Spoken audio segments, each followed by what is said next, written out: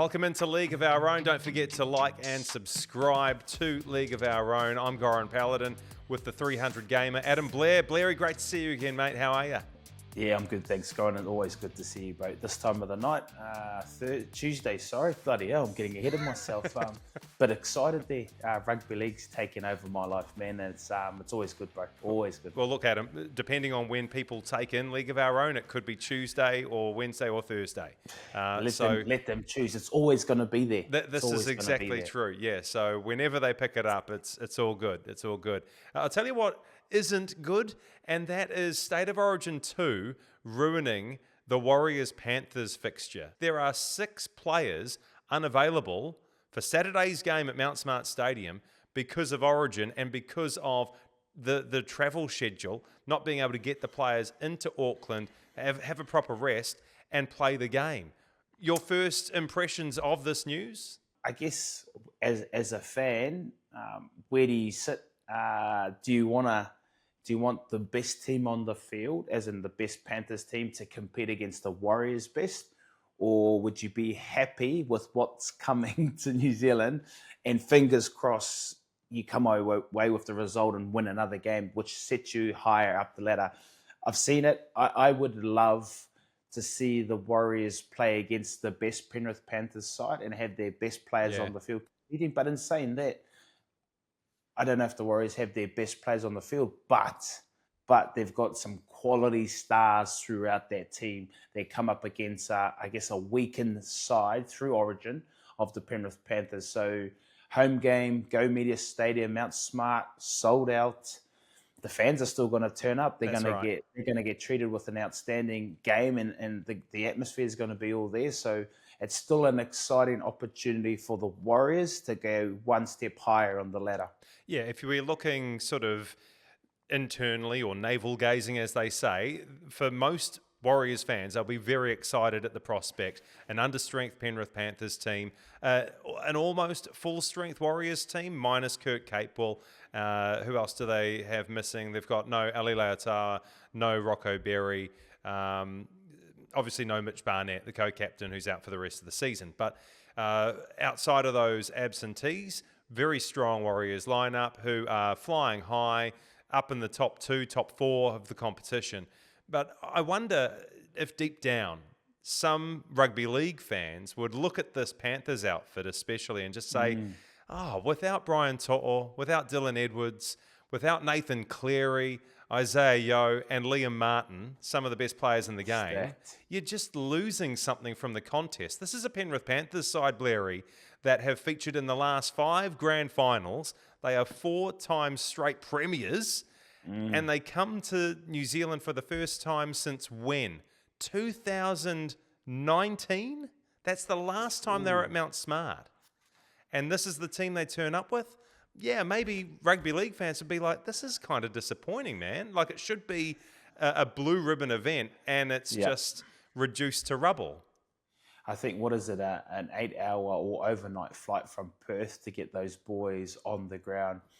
I guess the Penrith Panthers have been in these situations before around, I guess, game managing some of their superstars of the game, their Origin players, understand what the importance around their position and where they sit. I think they need these guys on the ground. I'm not the coach.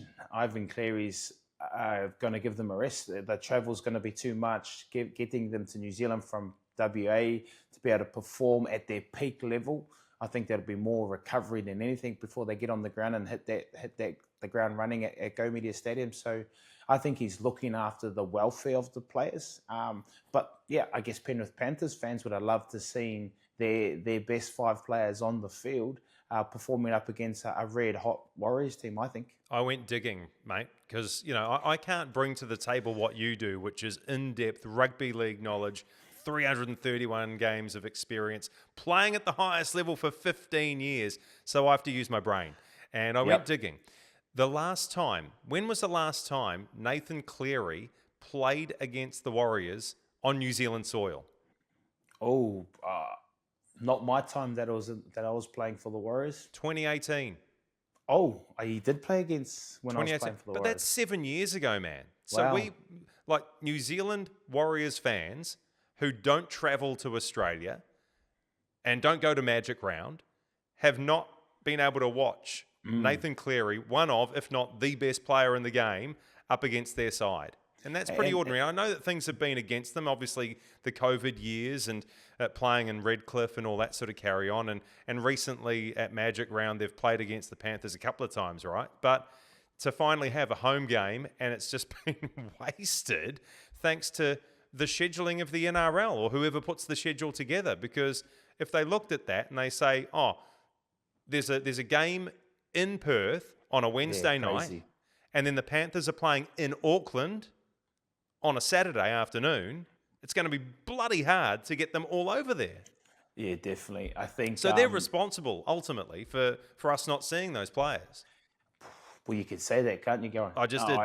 Yeah, you said it. So I think, I think some fans, some New Zealand fans or Kiwi fans or Warriors fans would have claimed Nathan Cleary as one of their own. Yeah. And when he left New Zealand and only to have seen him, in the last 7 years once, it would be disappointing for a lot of our fans. They would love to see him on home soil, back in what they would say his home, where he spent a lot of his childhood growing up and following his dad for his footsteps, running the tee out, kicking balls in the background, all those kind of things. So I guess to not have that opportunity due to the gaming and the scheduling of Origin and being where it is, I think it's disappointing for some of those fans. But at the end of the day, that's rugby league, Goran.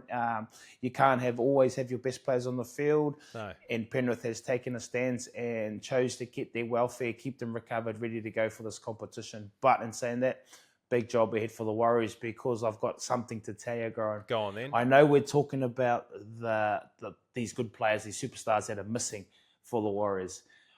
I want to take you time back. I think it was 2018. Oh, story Warriors. time with Blairy. Love it. I'll sit back. I was playing in the game under strength Penrith Panthers. I think it was Jerome Luai's NRL season debut. I think that was the season that he debuted in, and put a scoreline on us. Put a scoreline. I think Wade Egan was part of that. Dallin was also there. Right. So I think He would have been playing fullback, right? Dallin would have been playing fullback. I think Wade was coming off the bench. Fish could have been there as well. I think he was 13. He was lock.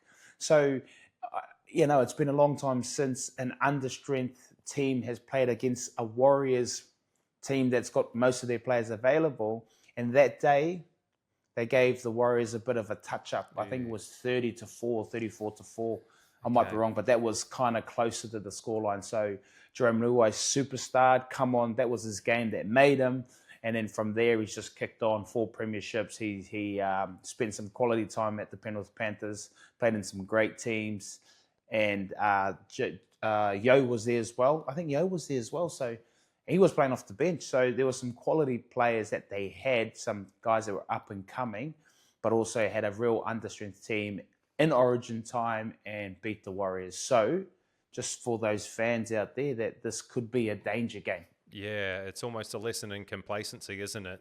Correct. Look back to that one and just say how many players they were missing. A young Jerome Luai comes in, schools a pretty seasoned Warriors team. That's what could happen this weekend in the NRL at Mount Smart. We hope that it doesn't, because this Warriors team is flying high at the moment, and a win and a few results going their way, they could be top of the ladder. It's that kind of season for these guys. Yep. Really impressive stuff, and great memory recall, mate. That's brilliant from you. I was trying to think way back then when there was a understrength Penrith team, and I remember it quite vividly that there was, and the talk was they were understrength and you could go over there and get a job done. Complacency comes into it. I know that everyone doesn't think that, but if it comes into like 3 or 4 players, it can kind of leak into the performance. So let's hope. And I think the Warriors obviously are better, stronger than they have ever been before, and in a better position, are more focused, understand their game style, back at home again, off a big rest, getting ready to attack this next game. It's going to be a tough one for the Penrith Panthers, though, because they've got 11 games on the run-in to hopefully what they think will be finals football. And 5 of those 11 games are against teams in the top 4. So it's a brutal run in for the Panthers, who find themselves a point outside of the top 8 at the moment. They've got the Warriors, the Bulldogs twice, the Raiders and the Melbourne Storm. So it's not going to be easy. And for them to have 5 Origin players missing this week against the Warriors, it makes it extraordinarily difficult for the Panthers to get back into the finals mix. But, as we always say, mate, over the course of the season, the competition is so tough and unpredictable. Who's to say that they might actually make it regardless of that difficult run? When you look at the Warriors team, I want to mention a few players' names here, because Saturday is going to be really special for a number of them. First of all, James Fisher-Harris, who you mentioned in that game. He was playing lock all those years ago. He's up against his former club for the first time, and despite the fact that they're down on firepower, he will want to put in a hell of a performance against his Panthers brothers and get one up over his Bash brother, Moses Leota. So there's one. Number 2 would be Te Maire Martin, who plays game number 100 off the bench. Awesome. Got to applaud him for that, because, we said a couple of weeks ago, look, this is a guy who he retired from the game. So the fact that he came back at all, miraculous. And now here he is bringing up game number 100 against his former club, his original club, the Penrith Panthers. Marata Niokore brings up game number 50 for the Warriors. So that's extra special for him as well. And a big performance for Moala Graham-Talfa. Haven't seen him for 10 months. He's off to the Rabbitohs next year. But he gets his opportunity because of a lack of centres. No Capewell. No Rocco Berry with the hamstring. And then news out just recently that Ali Leotawa, he's had ankle surgery and we won't see him for another 5 or 6 weeks, Blairy. A lot to digest. Where do you want to dive into first, mate? Yeah, obviously the Fisher-Harris stuff, it's going to be a big night for everyone. But also, obviously, understanding this is James's first game against his old teammates, a club where it all started for him. They gave him the opportunity into the game of the NRL, but also some real close mates that he's built, some real fond memories around grand finals. And again, if you look back on James's career, and when time's done, when they celebrate 10-year reunions on all those grand finals, it's going to be 4 years in a row where they just smack out these big reunions and all these boys get together. They've built so much, such a great relationship and connection between these players, and none other than obviously his Bash bro, Moses Leota, who becomes one of his closest mates in the game of rugby league. So an exciting matchup for Fish, also obviously for Moses and the Penrith Panthers. I think this is going to be a firecracker. Te Maire Martin, you can't go past his journey. You can't go past his journey from giving up the game to moving home to Taharoa in the middle of nowhere. Then coming back through the game of rugby league down in his hometown, playing there, where we started following him through Māori TV when I was working alongside the guys there and trying to track him down. And I think there was a moment there, Goran, a long time ago when I first retired, is that I tried to get him on the show, and I asked him, and I'd actually also reached out to him around coming to the Warriors back in the day to actually help try and support some of our young kids. Although I didn't know he was coming back into the game of rugby league, I just saw him playing in the local comp, which would have been nice to have someone like him supporting him. He took up an opportunity to go to the Brisbane Broncos. That went all well. He carved up over there, played a bit of fullback. But the journey that he's been on is remarkable through, what he had, I think was a brain bleed, and stopped him from being the best that he could be. He's such a special talent. I know he's become a highlight on our socials, our clip around, where we saw Te Maire Martin in his position, and there's been a lot of comments and a lot of interest around that for him. Hence why he's such a special player and a unique player at it. I think he attracts the attention because he's a quality human first and foremost, but also a great player. So that massive congratulations to Maire. He's such a journeyman in such a short amount of space that he's been on at this Warriors, and everyone loves him for what he's done. I think it's well worth celebrating for sure.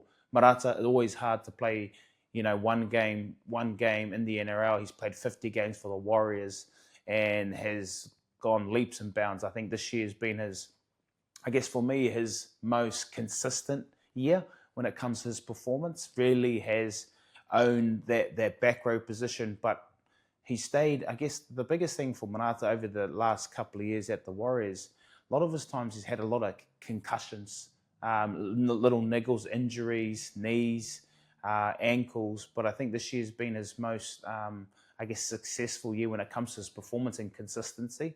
So a very special mention to Marata and being able to play 50 games for the Warriors.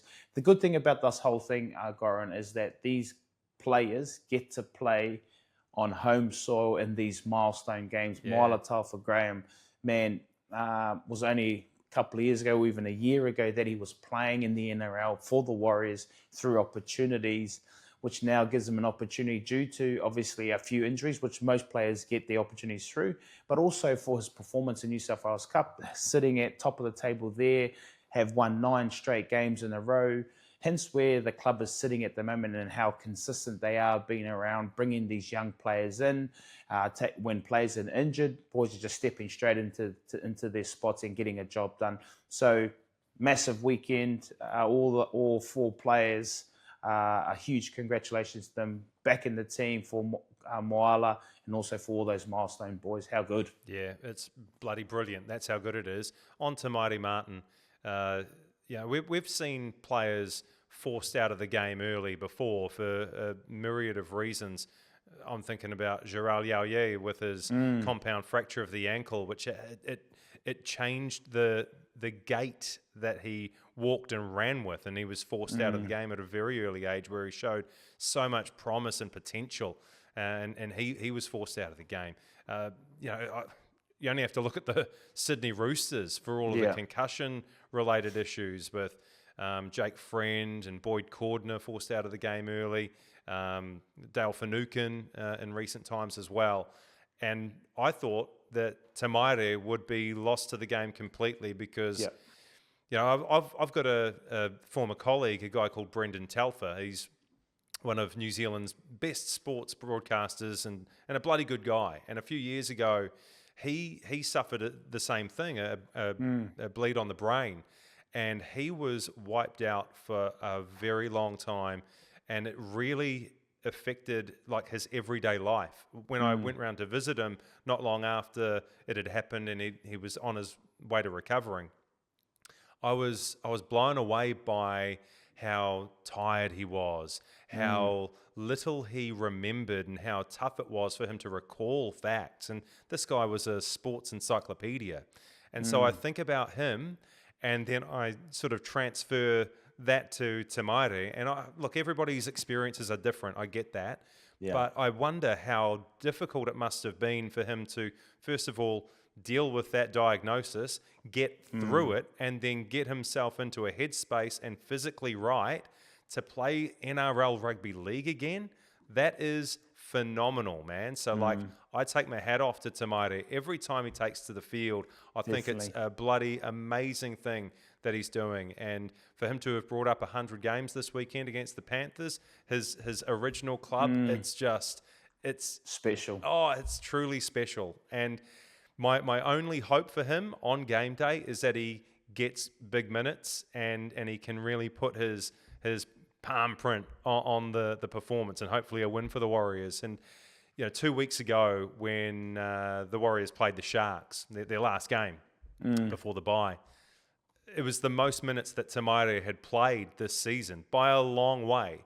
And we've spoken previously about bench players like him, like Tyron Wishart, for example, having a defined role and knowing exactly what they're going to do when they're sat in that 14 position. What are you going to come on for? Is it a bits and pieces role where you play 5 to 10 minutes?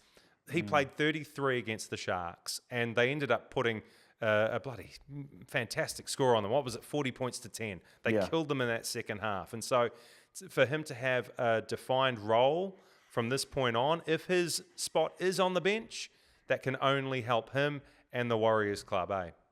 Well, I know a lot of fans engaged in that post too, going around the positions that he can cover. That's why he's so valuable to a team. valuable to a team. And my thoughts around what I said was, I understand that his value to the team, but I think his best attribute is to being a starting player on the field, because he can make things happen.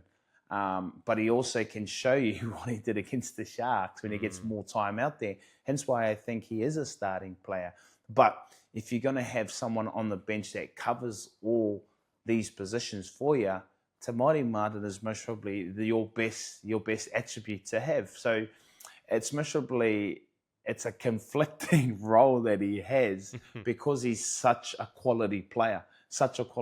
You need him in your team. I would love him to be starting in the team, but I'm not the coach, so he comes off the bench. And I just find it hard for him to get into the game and try and have, like you said, a footprint in the game if he's only getting 10 minutes. I get it. There's a job to be done. I understand that, but I'd love to see him have more game time so that he can actually make his mark and make a change. Understand everyone plays a big part in their roles and their timings that they get, but I just would love to see him on the field more often because everyone knows what he can bring. Do you remember a few years ago, and I forget which Warriors coach it was that he was playing under, but it's shades of Tui Moala Lolahea, where a few games in a row he was chucked on the bench and he got like a couple of minutes, like literally a handful of minutes. I think, look, my memory is sketchy, but I seem to recall there was an extra time game and Lolahea didn't see any minutes until extra time. Wow. And I thought, well, that's just a waste of a player. Surely you could Did he come on and make a difference? I don't know. I can't remember. Did they win the game? I can't recall, mate. But I just think, well, if you've got a player, aren't you better off like subscribing them some game time and giving them a role? Oh, so it's funny you say that about these minutes or not playing at all till extra time. I've played under a few good coaches, and Wayne Bennett would sometimes not use his 17 players. There would be some player not play on the field. So what was his reason for that? Just didn't seem to think that he was going to have some sort of impact. Say, 10 minutes to go, we're losing the game. He's like, well, what am I doing? Do I put him on and there's nothing to gain from it? He gets nothing from it?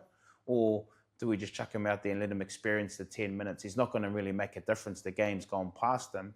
So sometimes he just played with 16. He's played with 16 before, and just next week they might play a different role. He just picks and chooses depending on the situation. I think he pulled off in the past, and even this year he pulled off a Cody Walker halfway through a game because they were losing, and he might have had a bit of a niggling injury, and he just thought, well, what's the point in leaving him out there? If we're losing, he can't change the result of the game. His injury may get worse, and then he sits on the sideline longer. So there's a bit of a point to Wayne Bennett's madness. But in saying that, the game's changing really quickly. Yeah. I'd love to see someone like Te Maire just own a game again. The last time we saw him own a game was Magic Round. Penrith Panthers. Yeah. Oh, geez. Maybe it's a sign. Maybe it can come back around again. It is a sign. Yeah.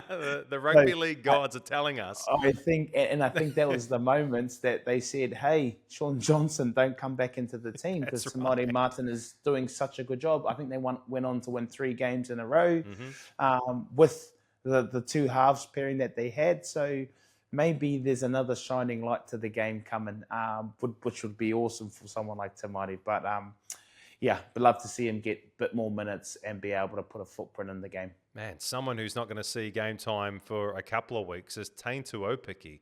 I'm sure everybody's seen the vision by this point where he gets poleaxed, absolutely smoked by Alfred Smalley in New South Wales Cup.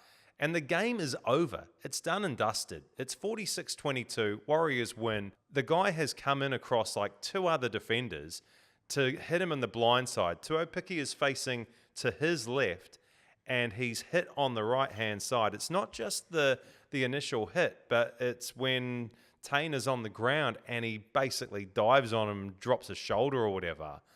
I think Tane's Warriors teammates did a pretty good job not to knock the snot out of Smalley. I mean, you would have seen a few of these in your day, mate, but we talk about, vulnerable positions for people who are tackled. We were talking about protecting the kicker a week or so back.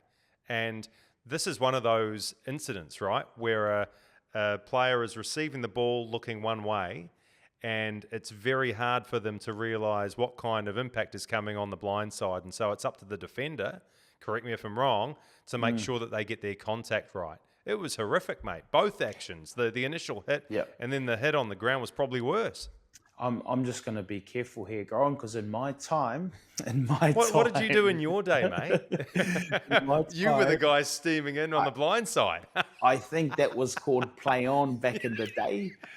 So I have to be very careful with the way I treat this tread lightly, mate. Tread lightly. Yeah, tread lightly. But yes, it didn't look good. And the game has changed since I played. So what he has done, like you said, bit of player welfare. Your technique needs to come down a little bit better. We need to hit him on the ball and stop him from playing. He's come, like you said, a fair way in to put a shot on, and it's not your conventional tackle. It was obviously high and reckless because he got sent off the field, and the game was nearly over. I think, like you said, he was lucky that the whole Warriors team didn't come flying in and sort him out. But I think.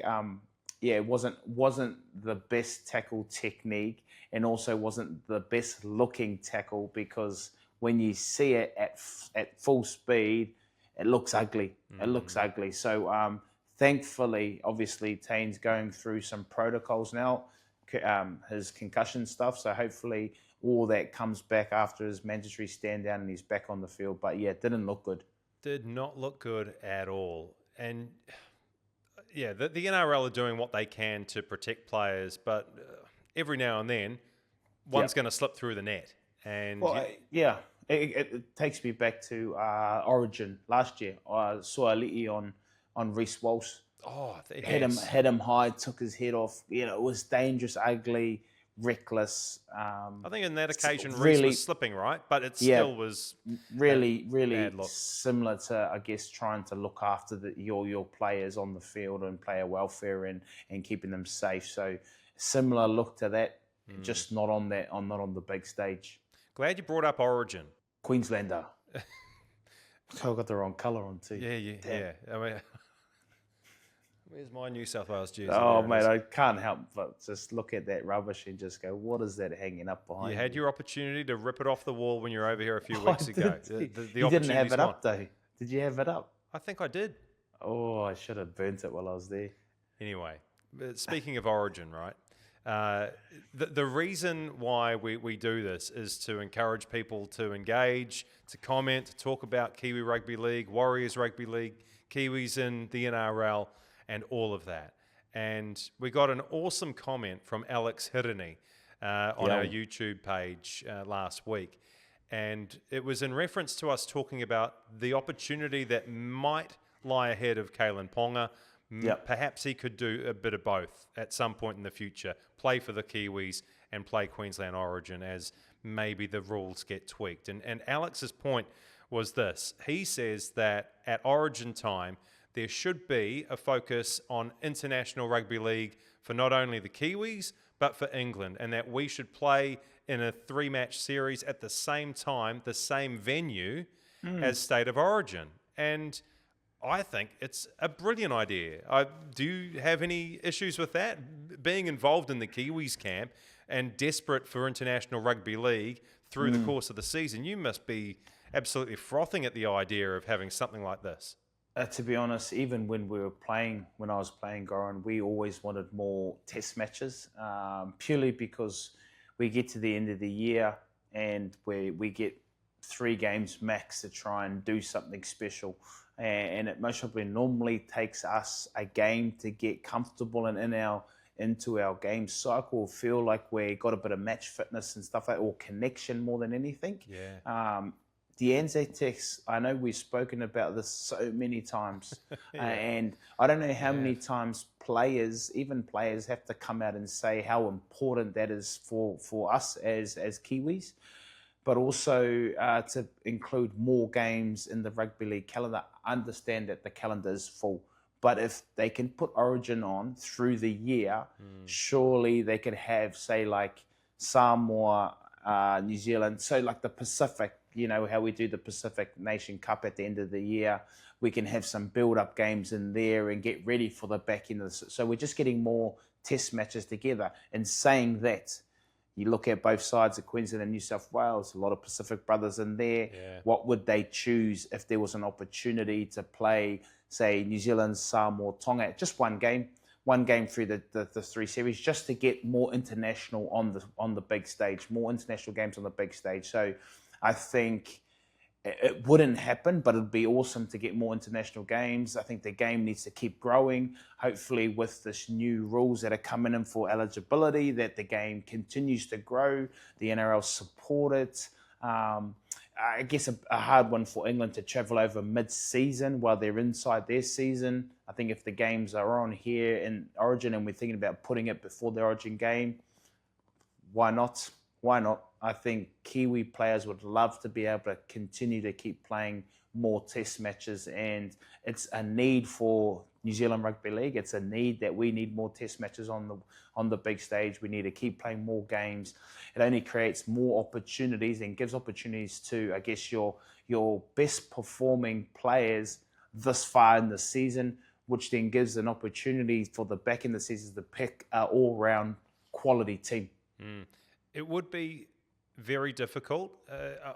On one hand, you say, okay, we need to bring English players down from the Northern Hemisphere 3 times throughout the course of, a month and a half. And that in itself is difficult. However, there are a number of top quality Englishmen in the NRL that could cobble together a team. If you were to put together a team of Kiwis and you've got 2 New South Wales, Queensland squads, so you're all of a sudden taking 60-plus players out of the NRL. So you would have to go to the NRL paymasters and the people who run the game and say, we need to eliminate NRL through the Origin international window period, because the competition would be decimated. Would they be willing to put a substandard product out there during these proposed windows? Well, I would say not. Well, but I don't think it's a substandard product. You're getting your best international players on the NRL, big stage. the NRL though. So yeah, well, I think you stop. I think you stop the competition, and you put your money towards the Origin and these international games, which I think would still bring in a great amount of money for the game. It's a conversation they have to have with the broadcasters, right? And broadcasting. So I think I get it. They have the contracts with their broadcasting, but if you were to stop the games, the seasons, and just put these international games with the Origin, I think there's a lot of money in there. The Origin's already guarantees them so much eyes, so much momentum, so much money. Imagine putting a New Zealand's Tongan game before the game, or a Samoa Tonga, or a Tonga Samoa New Zealand game before each Origin. Mate, you are now talking big dollars, big dollars. Maybe we can just chuck this up in the cloud and hopefully someone grabs it and then creates these opportunities. That'll be pretty cool. But as you said earlier, it's going to create further problems for the players, because the way the selection criteria is at the moment, you've got a whole raft of Samoan players that are in the New South Wales Blue squad, for example. And so you'd be asking Stephen Crichton, Jerome Luai, Brian To'o to either pick or play in both games, which would be very difficult. What do you reckon they choose, Goran? They pick Origin. You reckon? What are they going to receive money-wise if they represent their nation? Well, it doesn't, like, if you ask any of those Pacific boys... Do you honestly think they would forego Origin? If Samoa was playing on the same night? If they play for the money, or for their nation or their country, if they play for the money, because I know that they don't get paid that much money to play in those test matches, do you think that they would say yes to playing? So the way that you're framing it tells me that you reckon they would pick their nation over Origin if the games. I mean, this is a massive hypothetical here that we're talking about. Yeah. But if New South Wales plays Queensland on the same night as Samoa versus New Zealand, or Samoa versus Tonga, let's say Samoa versus Tonga, which would be pretty big as well, then all of those players that wear sky blue would wear the blue of Samoa instead. I'm pretty confident that they would. Well, you know what? That would be a great result for International Rugby League. Yeah. You know, like that would be awesome for International Rugby League because at the end of the day, that's what we want to see. We want to see International League go up like that. And we don't really care that much about State of Origin. Yeah, we've got a favourite team. You support Queensland. I support New South Wales. But we want the international game to be strong so that the Kiwis can play in it more regularly. Or if not, we'll chuck a Māori's team in there, Goran. We'll chuck a Māori's team in there, and then the Indigenous team as well. Give you some more work, mate. We're starting to speak at big heights now. We'll chuck an Indigenous team and a Māori's team in there if we need to, and maybe you can chuck it between New Zealand. We'll have the same conflict, I guess, but yeah, I reckon you chuck those around Origin time, I think, and you stop the season. I think what an opportunity is to grow the international game. Yeah, here. Bottom line is that's what we want to do. We want to see Kiwis playing more regularly. To your point, would love to see the Anzac Test reborn. Yeah, would love to see something. Yeah, bring it back. Bring it back next year, please, if they can.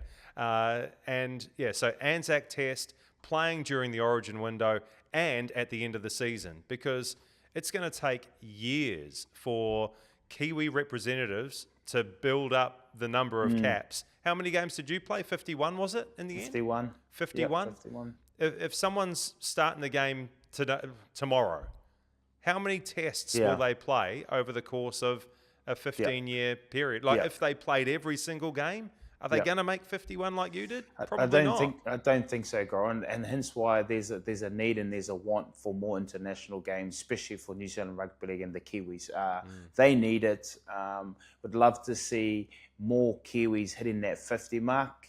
At the moment, they're not going to get there because there's not enough games. 3 games at the end of the season. Understanding that this competition is a beast and there's so many games, and where you fit into the calendar, I don't know.